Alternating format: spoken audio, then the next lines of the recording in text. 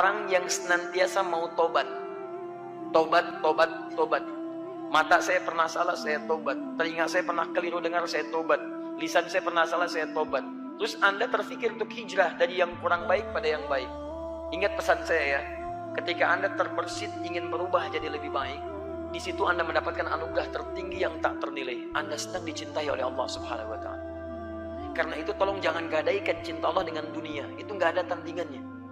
Kalau Anda kemudian akan berubah jadi baik dan harus berhadapan dengan meninggalkan dunia Anda, demi Allah kalau saya boleh sarankan, pilih cinta Allah. Ketika Anda dicintai oleh Allah, maka semua akan mengikuti dalam kehidupan Anda.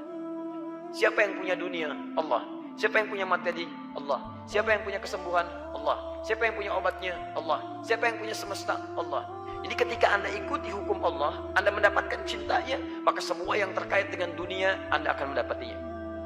Tapi kalau Anda pilih dunia, maka dunia jadi besar di hadapan Anda, cinta Allah akan jauh dari Anda. Demi Allah saya katakan, saya beri rumus cepat ya, ini rahasia kedua yang saya sampaikan di antara kita saja. Lihat baik-baik. Orang taubat, ciri pertamanya istighfar. Istighfar itu permohonan ampunan dari dosa. Ya, jadi begitu dia beristighfar, itu menandakan dia mau tobat di hadapan Allah. Astagfirullah, astagfirullah.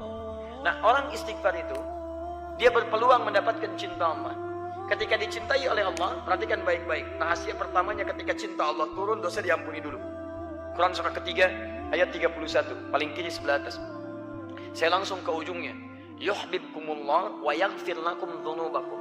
Kalau cinta Allah sudah diberikan pada Anda, maka yang pertama dosa Anda diampuni dulu, habis semua. Habis. Ciri diampuni dosa sederhana, gampang. Paling gampang adalah lihat akibatnya. Anda sudah tidak senang dengan dosa itu lagi dan berganti dari buruk jadi baik. Misal, Anda sering marah-marah tidak jelas. Anda bertobat, tiba-tiba Anda jadi penyabar, maka penyabar itu ciri diterimanya tobat Anda. Dosa Anda digugurkan, sabar Anda muncul. Anda sering kumpul pada yang tidak jelas, pindah kepada yang jelas-jelas untuk akhirat Anda bisa. Ikut ta'lim, diskusi yang baik-baik, bekerja pada yang halal lebih baik lagi. Maka demi Allah saya katakan, fokus baik-baik.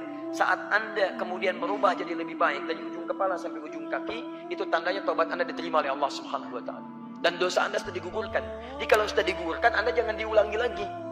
Hati-hati betul. Nah, kalau sudah seperti itu, ujian pertama Anda mesti berpisah dengan yang dulu-dulu. Nanti setelah dekat dengan Allah, maka Allah akan turunkan rahmat lebih luas daripada sebelumnya. Inilah yang menyebabkan Nabi Nuh alaihissalam, bukan di surah Nuh, dari ayat 10 sampai ayat 13-nya, sering meminta umatnya untuk istighfar, tobat, tobat, tobat. Ketika tobat, lihat ayatnya. Faqultu astaghfiru rabbakum innahu kana ghaffara.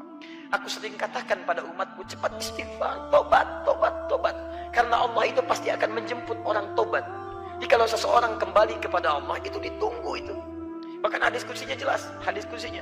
Kamu datang merangkak, aku datang dengan berjalan. Kamu berjalan, aku datang dengan berlari. Jangan dibayangkan keadaannya. Maksud ini kalimat mubalaghah untuk menunjukkan cepat. Dia Allah itu paling cepat merespon orang tobat. Cepat, lebih daripada apa yang Anda bayangkan. Yang paling menarik, teruskan ayat. Faqultu astaghfiru rabbakum innahu kana ghaffara yursilis samaa'a 'alaikum midrara. Kalau sudah tobat diampuni, terima, dosa diampuni, maka Allah akan mencurahkan rahmatnya dari langit kepada Anda. Wa yumdidkum bi amwalin. Kalau rahmat turun dari langit, maka harta Anda akan diluaskan oleh Allah Subhanahu wa Ta'ala. Kalau yang menyampaikan adi hidayat, Anda boleh ragu, tinggalkan. Tapi kalau yang menyampaikan Allah, maka hukum berlaku. La raiba fi. Dzalikal kitabu la raiba fi. Jangan pernah Anda ragukan janji Allah Subhanahu wa Ta'ala. Quran surah 3 ayat 9. Innallaha la yukhliful mi'ad. Allah enggak mungkin, mustahil mengingkari janjinya. Allah yang janji pada kita. Kata Allah, kamu tobat, saya curahkan rahmat dari langit. Begitu rahmat turun, rahmat kan 3 bentuknya. Pertama, solusi dari masalah. Quran surah kedua Al-Baqarah ayat 155 sampai 157. Masalahnya di 155, sabarnya 156, rahmatnya 157. Paling kiri sebelah atas. Ulaika 'alaihim salawatun min rabbihim wa rahmah. Ada hamba Allah yang ketika mendapatkan ujian, masalah dalam hidup, diberikan rahmat oleh Allah. Ketika rahmat turun, wa ulaika humul muhtadun. Mereka mendapatkan solusi dari masalahnya, selesai urusannya. Bahkan ada orang yang belum dapat masalah, sudah selesai masalahnya. Bukan nggak punya masalah, tapi masalahnya diringankan oleh Allah. Sama-sama dapat dan masalahnya serupa. Orang ini punya masalah, dia punya masalah. Bisa orang itu larut dalam kesedihan, orang ini santai aja. Silakan cek. Dan banyak hamba-hamba Allah Subhanahu wa Ta'ala bukan nggak punya masalah, tapi masalahnya banyak, cuma diringankan oleh Allah. Silahkan lihat para ustaz, masalah lebih banyak daripada antum. Tuh masalah semua tuh pertanyaan. Masalah punya antum yang mikirin ustaz. Dia itu luar biasa gitu kan. Tapi lihat yang lain-lain, Masya Allah. Demi Allah saya katakan, Anda mendapatkan ini rahmat turun. Kedua, ampunan dari semua dosa yang berlebih. Quran surah ke-39 ayat 53. Qul ya ibadiyalladzina asrafu ala anfusihim la taqnatu min rahmatillah. Kalau Anda pernah berbuat dosa, maaf ya, sepenuh langit, bahkan memenuhi bumi, daratan lautannya, darat laut bahkan udaranya. Demi Allah saya katakan, nyawa belum sampai ke kerongkongan, ada peluang Anda berubah jadi hamba terbaik di hadapan Allah Subhanahu wa taala. Tinggalkan yang buruk, Anda akan diangkat. Bukankah Anda sering mendengar ada orang ahli surga di lisan Nabi dijamin tanpa hisab? Coba cek latar belakang mereka. Bukankah mereka pernah berbuat salah? Teman-teman, tidak ada yang sempurna. Hei Anda yang pernah mabuk, dulu sahabat Nabi ada yang pernah mabuk, namanya Umar, 5 kali dalam sehari. Anda nggak seperti itu, dan jangan pernah bersaing, Anda kalah. Demi Allah saya katakan, tapi dia bisa memilih untuk meninggalkan masa lalunya, membuka lembaran barunya. Ketika dibuka dia masuk Islam dan baik keislamannya, hasuna islamu. Perhatikan bagaimana Allah mengangkat derajatnya. Demi Allah saya katakan, dosanya diampuni oleh Allah. Dijadikan jadi sahabat terbaik. Meninggalnya dikubur di samping Nabi. Pernah jadi khalifah, jabatan tertinggi. Dan surganya kata Nabi, masuk surga tanpa hisab. Kurang apa lagi? Luar biasa. Pernah ada pembunuh 100 orang. Bunuh 100 orang. Bertobat dia cuma datang ke majelis ilmu. Di tengah jalan tobat. Begitu tobat meninggal dunia, Masya Allah, turun langsung kalimat dakhalal jannah. Langkahnya menggugurkan dosanya ketika bertobat, setiap depaknya dihitung sebagai pahala. Ketika dosanya gugur, pahalanya muncul, apa yang terjadi? Dakhalal jannah, masuk surga, padahal pernah bunuh 100 orang. Siapa yang pernah bunuh 1 orang aja di sini? Boleh angkat tangan. Betul, saya minta polisi langsung ambil. Ya, supaya dikoreksi keadaan dirinya dengan pesantren sebentar, gitu kan? Tapi teman-teman sekalian, alhamdulillah. Jadi 3, rahmat itu bisa berarti curahan dunia dan akhirat. Dunia dan akhirat. Itu dunia disebut Rahman, akhirat disebut dengan Rahim. Jadi kalau Anda mendekat kepada Allah, dunia diturunkan. Wa yumditkum bi amwalin. Kami nanti panjangkan, luaskan hartanya. Wa banin, bahkan keturunan kami datangkan. Ini mohon izin ya. Anda bisa perbanyak istighfar pada Allah. Hei teman-teman yang mendambakan keturunan, mendambakan pekerjaan yang baik.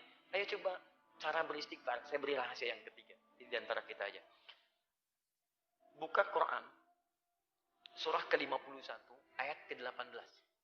Ini istighfar terbaik. Istighfar terbaik. Anda lakukan setelah tahajud. Ini Quran ya, bukan saya. Quran yang bicara. Lakukan setelah tahajud. Di penghujung malam sebelum subuh. Ya. Anda tahajud dulu, karena ayatnya terangkai dengan tahajud. Anda harus tahajud dulu. Mulai tahajudnya di ayat ke-15, 16, 17. Istighfarnya ayat 18. Lihat baik-baik Quran surah 51, buka ayat 15-nya, paling kanan di pertengahan. Innal muttaqina fi jannatin wa uyun. Ada orang takwa tinggalnya di taman surga. Akhidina ma atahum rabbuhum innahum kanu qabla dzalika muhsinin. Mereka itu saat di dunia adalah orang-orang yang rajin ibadah, orang baik. Apa amalannya? 1 ayat 17. Kanu qalila minal laili ma yahja'un. Mereka itu kalau malam sedikit tidurnya. Sedikit tidurnya. Di malam dia bagi untuk ibadah. Sedikit tidur, lalu dia ibadah. Begitu dia bangun, menjelang subuh, dia tidak tidur lagi. Nantikan. Wabil ini rahasianya. Wabil ashari hum yastaghfirun. Dan di waktu-waktu sahar. Sahar itu sekitar 15-20 menit sebelum subuh. Anda duduk. Hum yastaghfirun. Mereka istighfar kepada Allah. Istighfar. Kalau selama ini belum jadi istri yang baik, sering kadang-kadang melanggar ketentuan, tidak baik membicarakan pada yang buruk. Anak-anak mohon maafkan mama. Kalau malam ini jadi malam terakhir, dia tidak berjumpa, mohon semoga Allah ampuni dosa mama. Astagfirullah. Anaknya berkata sampai si bungsu berkata, Mama maafkan anda. Sampai hari ini masih sibuk dengan dunia, belum mampu menghafal Quran, belum bisa memberikan mahkota. Kemudian mereka semua beristighfar bi amwalin wa banina. Setelah itu, Masya Allah, turun hadir kenikmatan dalam hidup anda. Minimal rumah tangga anda akan tenang, teman-teman. Itu kan dari Quran. Apa pernah nggak? Saya tanya pada anda, pernah nggak mengerjakan sekali aja? Kalau anda ingin merasakan nikmatnya, malam ini anda bangun tahajud. Sebelum subuh anda lakukan apa yang tadi saya sampaikan. Demi Allah saya katakan, akan ada ketenangan luar biasa dalam rumah tangga. Bedakan rasanya, rasakan bedanya, dan pasti akan terasa. Akan lain keadaan kita.